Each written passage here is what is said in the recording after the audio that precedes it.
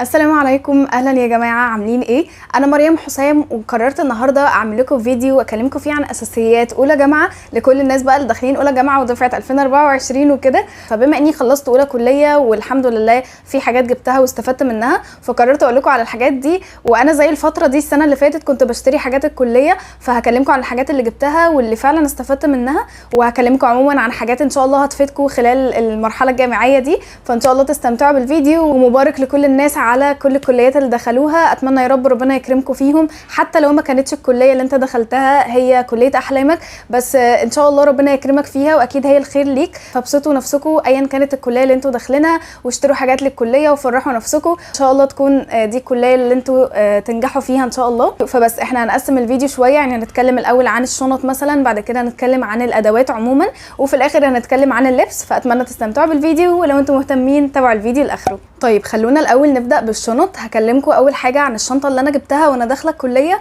وهكلمكم بعدها عن شنطه تانية جبتها وفادتني. فاول شنطه جبتها هي الشنطه الباك او شنطه الظهر اللي هي دي. ده كان شكلها، انا اول ما جبتها كنت حباها قوي لان فيها سوست كتير ولونها لطيف كده وشكلها لطيف وكيوت، وكنت بستخدمها اول فتره فعلا في الكليه. بس بعد كده لما جبت توت باج وبدات استخدم التوت باج، يعني بدا كمان يكون مثلا في ايام مش باخد فيها حاجات كتير، ممكن مثلا يوم في محاضره واحده او كورس واحد، فمش محتاجه اخد الشنطه دي كلها. فبقيت بحس ان دي مثلا كبيره، خصوصا كمان يعني شكل الدباديب والحاجات اللي فيها دي بقى محسسني اللي هو يعني لا، مش التايب بتاعي في الجامعه، فاهمين؟ فبدات احب اكتر الشنط اللي هي اصغر كمان في الحجم من دي، والشنط السيمبل شويه. فلو انتوا داخلين كليه انتوا هتحتاجوا شنطه ظهر علشان الايام اللي فيها محاضرات كتير والايام اللي اليوم بتاعكم طويل فيها. ولكن لو انتوا مالكوش في جو الدباديب والحاجات دي فكويس جدا ما تجيبوش الحاجات دي قوي، علشان بحسها ممكن تصغركم شويه. وكمان مش شرط الشنطه تكون حجمها كبير، يعني انا بقيت بحس ان دي كبيره. في شنط تبقى ملمومه اكتر شويه وفي نفس الوقت بتاخد نفس الحاجات او بتاخد حاجات كتير. فشوفوا ستايلات تكون سامبل، وبنترست عليه افكار بالهبل، والحمد لله بدا في شنط زي بنترست بالظبط تكون موجوده في مصر سواء اونلاين او عادي في اي مكان. اختاروا شنطه تكون شكلها سيمبل وفي نفس الوقت حجمها مش كبير قوي ومش صغير قوي. وتاني شنطه هتحتاجوها قوي هي التوت باج. دي التوت باج بتاعتي مكتوب عليها تفانى بما تهوى يكن. انا عندي كام تعليق كده على التوت باجز. اول حاجه ان هي يكون فيها سوسته ويكون فيها جيوب من جوه، لان الشنطه لو ما فيهاش سوسته او مش متقسمه من جوه تحسوا ان انتوا حاجاتكم مرميه على بعض.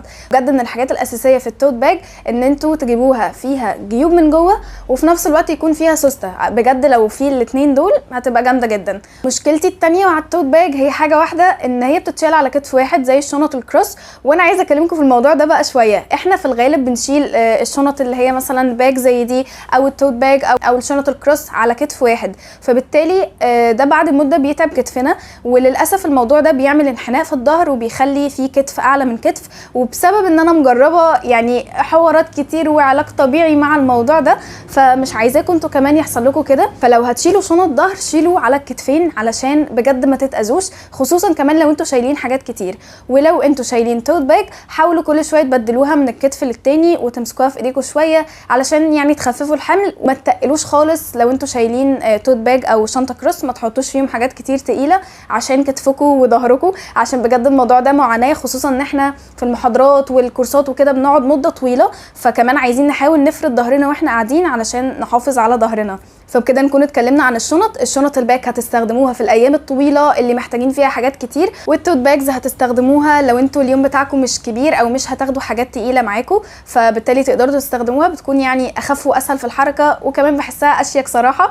ندخل بقى على الادوات بتاعه الدراسه نفسها. طبعا الادوات بتكون يعني ادوات مختلفه، فانا هحاول ابدا لكم مثلا باكتر ترتيب مناسب. يعني خلونا نتكلم مثلا عن حافظه الورق دي او الستاند، مش فاكره كنا بنقول عليه ايه، ستاند تقريبا. المهم دي بجد من الحاجات الحلوه قوي اللي جبتها. اولا انا بحب شكلها جدا، فبحس كده ان انا ما بحطها على المكتب واجي اذاكر كده بحس ان انا يعني محفظه شويه. وكمان احنا بنستخدمها استخدامين. اولا ان احنا بنحفظ فيها الورق، يعني بنشيل فيها الورق عادي ونشيله، فبالتالي بنحافظ على الورق. والحاجه الثانيه ان هو ستاند فاحنا بنسند على الورق. ممكن كمان لو مش هنذاكر على المكتب عايزين نقوم نذاكر في حته تانية، فهنقدر نسند بسهوله على الستاند، مش هنضطر بقى محتاجين سطح معين نسند عليه. فهو استخدامين في واحد، والصراحه حلو قوي وبيحافظ على الورق يعني بصوا انا شايله فيه ورق كتير. ممكن جنب ده لو انتوا عايزين تحفظوا بقى الورق في فايلات مختلفه تجيبوا فايلات من المتقسمه. في نوعين منهم، النوع الاولاني هو الصغير شويه اللي بياخد مثلا يعني ورق حبه مش كتير يعني، ده ممكن تقسموه لكل ماده، كل فايل يكون لماده لو انتوا بتستخدموا ورق مش كتير قوي فيهم. طيب لو انتوا بتستخدموا بقى اوراق كتير لمواد كتير وحاجات كتير، في فايلات بتكون زي كده كبيره وبتاخد ورق كتير قوي. وبما اننا اتكلمنا عن الورق فخلوني اكلمكم عن اكتر ورق بجد هتحتاجوه خلال الجامعه عموما، وهو الورق الفلوسكاب ده. بجد ده انتوا محتاجين تشتروا منه كميه علشان فعلا ده من اكتر الحاجات اللي هنستخدمها. ليه بنستخدمه كتير؟ اولا لان احنا بنسلم الاسايمنتات او الابحاث بتاعتنا في الورق ده. الدكاتره مثلا لما بيطلبوا مننا الواجب اللي هو في الكليه اسمه اسايمنت، بنعمل الحاجه اللي الدكتور طلبها مننا في الورق ده وبنسلمها للدكتور. وكمان ممكن نلخص فيه الحاجات بتاعتنا في البيت، يعني بجد بيتعمل بيه ملخصات كتير حلوه لانه سامبل كده وبسيط وبتقدروا تركزوا فيه على الحاجات اللي انتوا بتلخصوها. وكمان ممكن مع ده تجيبوا الفايلات الشفافه اللي هي بيتسلم فيها برضو الورق علشان بتكون يعني ارقى شويه وانتوا بتسلموها للدكتور.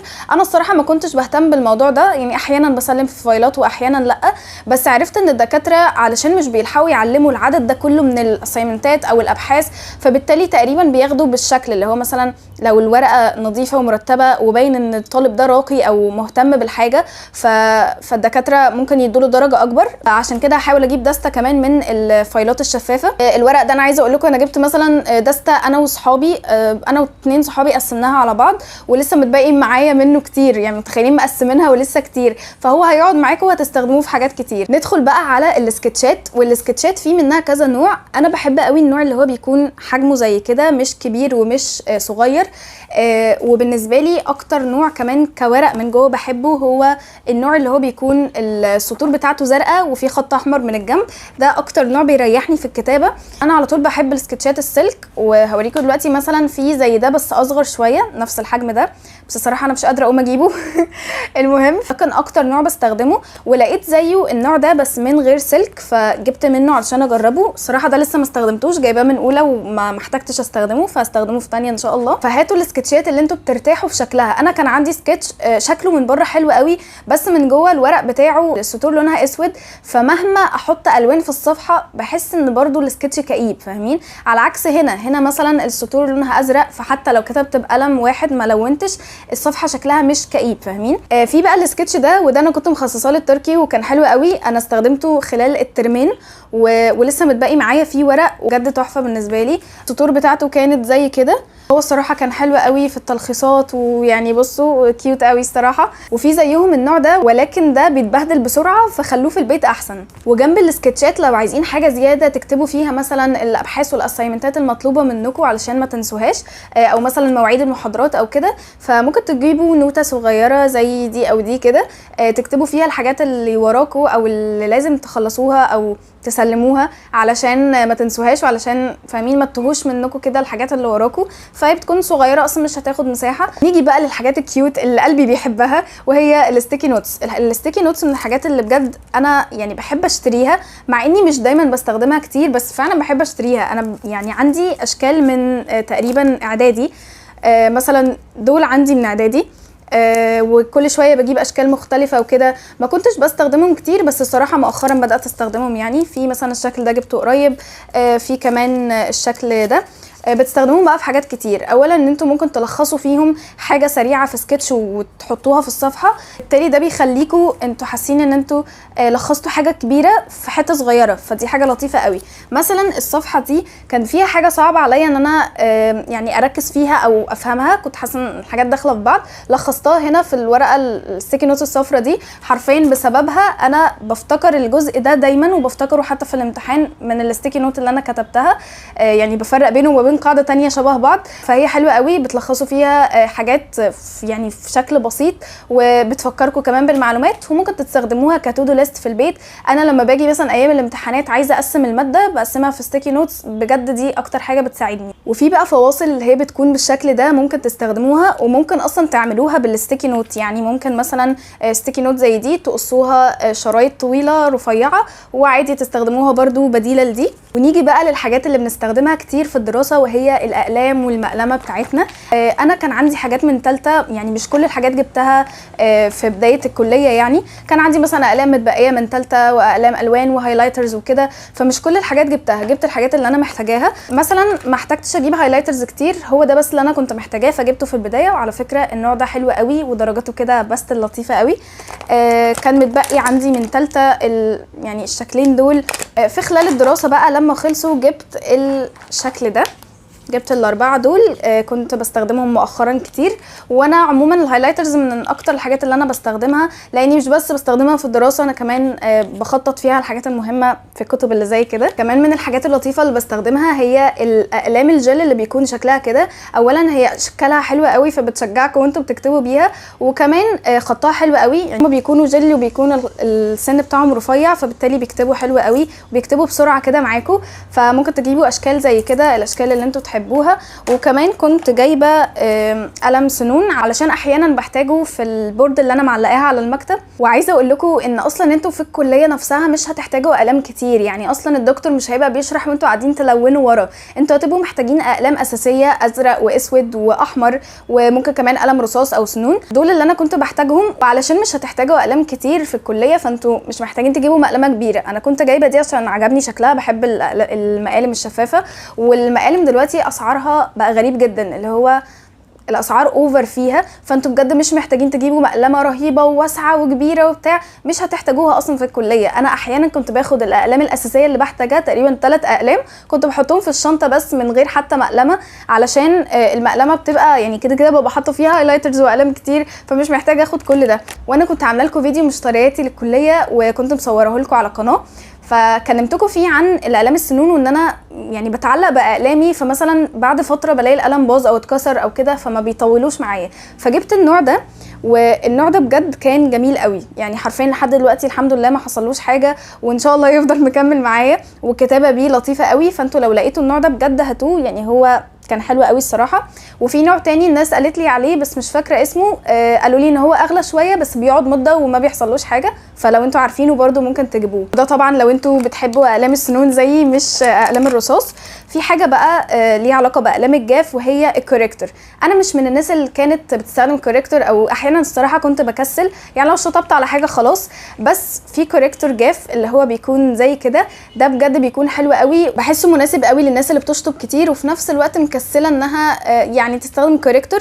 فانا كنت بستخدم ده يعني مؤخرا ولطيف قوي الصراحه، بعيدا عن اني عملت حركه غبيه وقصيته، فبقيت يعني بشد البتاع واستخدمه انا يدويا يعتبر، بس هو اصلا سهل، انتوا بتشدوا بيه كده بيعمل على طول. هو زي كوريكتور بس جاف، وبتكتبوا فوقه على طول في ساعتها، فبيخلي كده شكل الصفحه ارقى بدل ما تشطبوا كده. وطبعا في حاجات اساسيه زي الجومه والبرايه وكده لو بتستخدموا اقلام رصاص، ولو سنون فاكيد هتحتاجوا سنون معاكم. ومن الحاجات اللي هتحتاجوها هي ازازه ميه، وممكن تحتاجوا مج حراري. اولا ازازه الميه لازم، يعني انا من الناس اللي في الحر لازم يكون معايا ميه، انا اصلا في الطبيعي بشرب ميه كتير، فاللي هو ما اقدرش اقعد كده مده من غير ما اشرب يعني. واكيد مش كل ما هننزل هنجيب مثلا ازازه ميه من بره، تكلفه بزياده ومش مستاهله ان احنا نشتري ميه من بره، يعني الميه موجوده في اي بيت يعني، فلازم تكون معاكم ازازه زي كده. انا بالنسبه لي الحجم ده تحفه الصراحه. الاشكال دي مشهوره، في منها حجم كبير وحجم صغير، انا لقيت الحجم ده وسط، وبجد بالنسبه لي هو اكتر واحد مناسب، مش بياخد مكان في الشنطه كتير، وحتى لو مليت الازازه مش بتكون تقيله قوي زي مثلا الازاز الاكبر منها.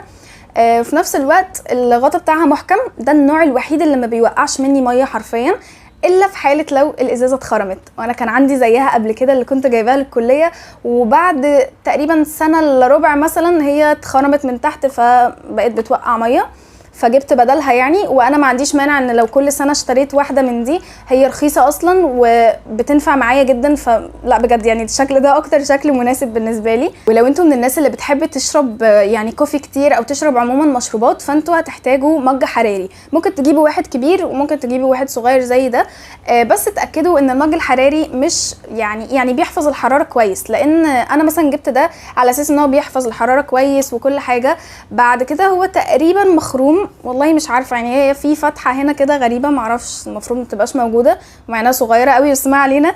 فاعتقد ان هو مش بيحفظ الحراره، لاني بحط فيه حاجه سخنه بوصل بيها على ما اجي اشربها بتكون دافيه، فلو حد عنده من نفس النوع ده يقول لي هل بيحتفظ بالحراره ولا لا، لانه لو بيحتفظ معاكم معناه انه معايا مش بيحتفظ بيه علشان الخرم الصغير اللي هنا ده. مش عارفه حظي وحش معاهم بجد، بس انا بالنسبه لي مثلا لو حطيت فيه حاجه ساقعه لا بتفضل عادي، يعني لو حطيت فيها تلج مثلا لا بشربها ساقعه عادي. يعني اعتقد استخدموا الحاجات الساقعه اكتر من السخنه. وفي زيه كده حاجه صغيره، ده بيبقى حجمه يعني صغير قوي، بس لو انتم مش عايزين حاجه كبيره ممكن تحطوا فيه. هكلمكم بقى عن حاجات ممكن ناخدها عموما معانا في الشنطه. اول حاجه ممكن ناخد شنطه صغيره زي كده نحط فيها الحاجات الاساسيه بتاعتنا. عارفين شنطه الطوارئ هي هتبقى حاجه زي كده، هنحط فيها مثلا واقي الشمس، لان بجد هو مهم قوي قوي يا جماعه. انا ما كنتش من الناس اللي بتهتم بيه، بس مؤخرا بدات اهتم بيه وبالسكين كير عموما، علشان يعني احاول ابعد عن المكياج واخلي البشره شكلها احسن بالسكين كير بدل ما استخدم مكياج يعني. فصن بلوك مهم جدا، والجامعه عموما هتبقى فيها شمس كتير وهتبقوا رايحين جايين، فعلشان الشمس بجد ما تضركوش لازم تستخدموا سان سكرين، بيفرق جدا. مش هنكتفي ان احنا نحطه في البيت بس، هناخده معانا كمان علشان نجدده كل ساعتين. اكيد موضوع تجديده كل ساعتين ممكن يكون ممل، بس انا مثلا بالنسبه لي لما بقعد مده يعني بره البيت بحس شكلي بيبهت، فعلشان ما احسش ان انا شكلي مرهق كده وغريب ممكن نروح تويلت نغسل وشنا ونجدد السان سكرين. انا بستخدم كولاجرا دلوقتي، بس انا حاساه مناسب اكتر للبشرات الجافه والعاديه. انا بشرتي مختلطه فهو مناسب معايا في الشتاء، اما الصيف انا بسيح فهو بيسيح معايا فلو حد يعرف نوع سان سكرين جل يكون كويس يا ريت تقولوا لي، علشان بحاول ادور على سان سكرين كويس. ممكن كمان تاخدوا معاكم مرطبات بقى، مرطب للوش، مرطب للايد، مرطب شفايف، اي حاجه محتاجينها يعني. وفي حاجات بقى زياده كده للناس اللي هي بتاخد احتياطاتها، ممكن تاخدوا معاكم دواء، يعني تقصوا حبايه تاخدوها من مسكن بتستخدموه لما تتعبوا. وممكن تاخدوا معاكم خيط وابره، ده احتياطات اوفر لو حد مثلا لا قدر الله هدومه اتقطعت. ولو انتوا مش محجبات ممكن تاخدوا توكه زياده، ولو محجبات اكيد دبابيس علشان لو حصل اي حاجه لدبابيسكو يعني. وعموما الشنطه دي والمفرش ده، هو على فكره ده مفرش بيكنيك بس انا اللي حاطاه كده، هحط لكم اسم الصفحه اللي هم منها في الوصف. وعلشان اتكلمنا عن الشمس فخلوني اقول لكم ان نضاره الشمس بجد مهمه جدا. انا ما كنتش من الناس اللي مهتمه يعني حفاظ على نفسي من الشمس، بس لما نزلت الكليه بجد بنمشي في شمس كتير، نضاره الشمس بجد مهمه جدا. يعني من الحاجات بالنسبه لي اللي انا مبسوطه قوي ان انا جبتها قبل الكليه. وكمان باخد لها جراب، هو ده مش بتاعها بس يعني باخد لها جراب علشان احطها في الشنطه براحتي من غير ما اخاف انها تتكسر. ولو انتوا بتحبوا الكابات ممكن تاخدوا كاب، خصوصا لو انتوا لابسين نظارات نظر مش هتعرفوا تلبسوا نظاره شمس، فاستخدموا كاب بدلها هيحافظ عليكم من الشمس، عشان الشمس بجد في الصيف بتكون حارقه جدا واحنا بننزل بدري، فالموضوع بيكون حر وتلزيق يعني، واللي هو الشمس بتبقى في وشنا، فالبسوا كاب احسن. انا مش بعرف البسه علشان يعني ببقى موقفه الخمار من هنا، بس ببدله بالنضاره يعني بالنسبه لي اهم حاجه عيني ان الشمس ما تكونش داخله فيها قوي كده. وفي بقى حاجات اساسيه انا مش بنزل من بيت من غيرها، وهي اول حاجه المناديل. في الحر بجد انا مش بستحمل انزل من غير مناديل، بجيب النوع ده اللي هو بيكون مثلا 100 او 120 منديل بيكون على بعض كده، فبسحب منه براحتي بسحب منه براحتي وبيكفيني، علشان انا في الصيف زي ما قلت حرفيا بسيح، فطول النهار ببقى بمسح في وشي، فبالتالي بجد ما بقدرش امشي من غيرها. هي بتكون باكت على بعض، في نوعين كنت بستخدمهم، زينه وجربت دلوقتي بابيا. انا صراحه مش عارفه زينه مقاطعه ولا لا، فلو عارفين ومتاكدين قولوا لي عشان بدور على الموضوع ده من مده. بس الصراحه في النوع ده في المناديل اللي هي صغيره كده زينه كانت احسن، لان دي ريحتها غريبه صراحه، بجد ريحتها غريبه مضايقاني. اما زينه ما كانش ليها ريحه فكانت مناسبه. زينه بتكون 4 ومعاها ال5 هديه في الباكج على بعض، اما بابيا بتكون 5 ومعاها ال6 هديه يعني في الباكج ده على بعضه. بس فانا الانواع دي عموما اللي هو بتكون كده 120 منديل او 100 بتكون مناسبه معايا جدا. كمان من الحاجات المهمه قوي هي المحفظه اللي تحطوا فيها الفلوس الورق، تحطوا الفيزا والبطايق البطاقه تحطوا البطاقه والفيزا والفلوس الورق بتاعتكم والحاجات بتاعتكم يعني عموما، فهتحتاجوا محفظه زي كده. وكمان بشيل معايا بوك كده صغير احط فيه الفضه علشان اطلعهم بسهوله، ودي اصلا بيكون فيها كمان سوسته او حاجه يتحط فيها الفضه. من الحاجات كمان المهمه بالنسبه لي هي السماعات. السماعات باخدها علشان اسمع بودكاست في السكه، وطريق المواصلات بجد يا جماعه بيتعمل فيه الف حاجه مفيده، والله يعني اشتقت لطريق المواصلات علشان الحاجات المفيده اللي كنت بعملها في المواصلات. السماعات خدوها لو هتسمعوا بودكاست، لكن لو انتوا بتسمعوا اغاني وبتحاولوا تبطلوا فما تاخدوش السماعات معاكم، لان هي هتساعدكم تسمعوا اغاني بسهوله، فاهمين؟ سماعات بقى سواء بسلك او ايربودز او كده، ايا كان، لو انتوا هتسمعوا بودكاست خدوها بجد هتبقى مفيده جدا، او قران او كده.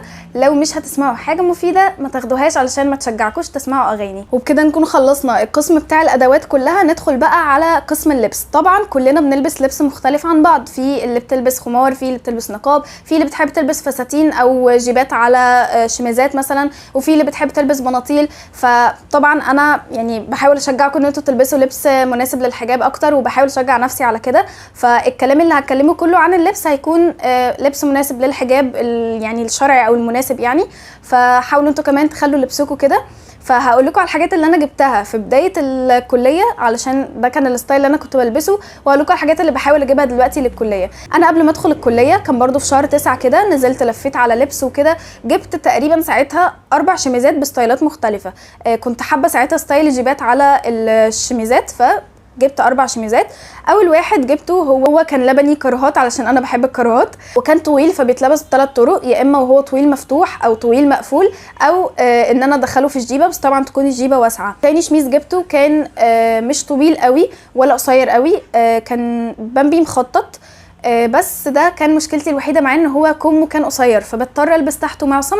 فما تعملوش كده. لو لقيتوا حاجه انتوا مثلا عجباكوا بس القطعه مثلا الكم قصير او فيها مشكله، ما تجيبوهاش، لان انتوا بعد فتره هتتضايقوا ان هي مش عمليه، فاهمين؟ فهاتوا قطعه تلبسوها زي ما هي كده من غير ما تحتاج حاجات مكملات ليها. وتالت حاجه جبتها هي شميز ابيض واسود، جبت معاهم جيبه بيج بس ما كنتش بلبسها كتير. بمناسبه بقى الجيبات، فخلوني اكلمكم عن جيبه بجد من اكتر الجيبات اللي انا بحب البسها، واكتر جيبه مريحه في الصيف، تنفع تقريبا على كل حاجه، بتتلبس على اي شميزات ساده حرفيا، ابيض واسود والالوان كلها، وكل شكل ليها يعني كل لون بتلبسوه عليها بيخليه طقم مختلف. انا اكتر طقم كنت بلبسه في بدايه الكليه كان الطقم ده، الجيبه دي وعليها شميز اسود واي خمار ملون. حرفيا كل خمار كنت بلبسه على الطقم ده كان بيدي شكل مختلف. فممكن تجيبوا حاجات اساسيه زي كده اللي هو تعرفوا تغيروا فيها الالوان.